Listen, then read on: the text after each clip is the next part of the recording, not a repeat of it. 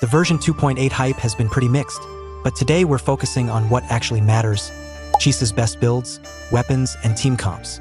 Chisa is a 5-star Havoc resonator releasing in Phase 1 of version 2.8, and she's one of the most unique characters we've seen so far. She fights using a giant scissor blade that transforms into a chainsaw, and her entire kit swaps between 2 modes.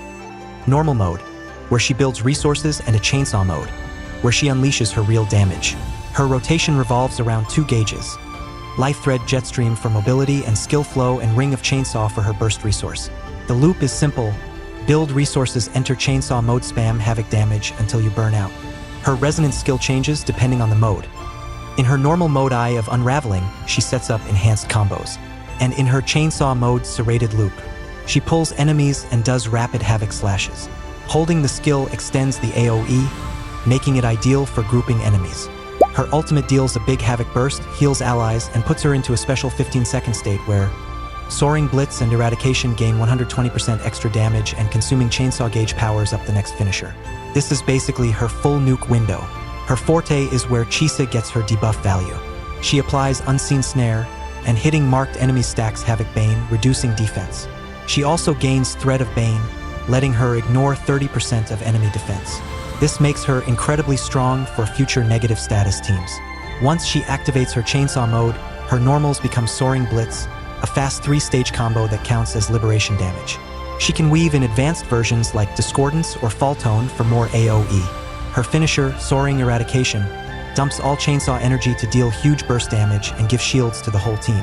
If she stops attacking, she enters Burnout and drops out of chainsaw mode. She has 2 inherent skills.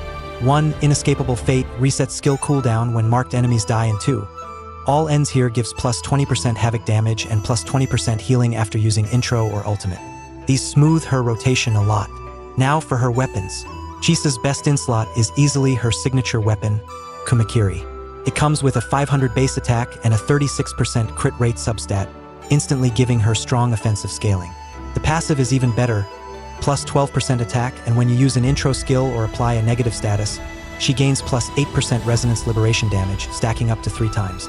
And when any teammate inflicts a negative status, like Phoebe or Cardathea, Chisa gets an additional plus 24% all damage bonus for 15 seconds. If you're free to play, the Lustrous Razor or any Broadblade with crit substats is a solid alternative. It still gives respectable damage, just nowhere near the power spike you get from her signature. For Chisa's best echo setup, Thread of Severed Fate is her ideal set. When she inflicts Havoc Bane on an enemy, she gains a 20% attack increase and a 25% Havoc damage bonus for 10 seconds, basically tailor-made for her kit and playstyle. For the 2-cost Echo, you can run a 2-piece Havoc Eclipse, which gives an additional 10% Havoc damage bonus, further boosting her overall damage output. Now let's talk about Chisa's team comps, and this is where things get a little tricky. Chisa naturally synergizes with resonators who use negative status mechanics, like the Zani, Phoebe team or the Cardi, Sayakana Erosion team, but that doesn't automatically mean she's the perfect 3rd slot for them. Here's why. In the Zani team, Chisa can replace Shorekeeper, but it's not optimal. Your overall damage actually drops compared to the classic Zani plus Phoebe plus Shorekeeper trio. Why? Because Chisa's buffs only apply to resonators who inflict negative status, and while Phoebe does, Zani doesn't. Zani applies Heliacal Ember, and that is not considered a negative status. So in this setup, only Phoebe gets buffed, which limits Chisa's value. Now for the Arrow Erosion team with Cardathea, Sayakana, and Arrow Rover, Chisa can replace Arrow Rover as the 3rd slot.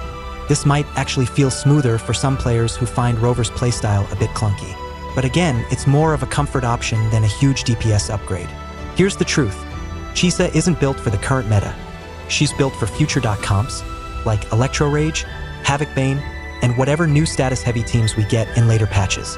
Her full potential is clearly meant for what's coming, not what we have right now. And that wraps up everything you need to know to build Chisa in version 2.8.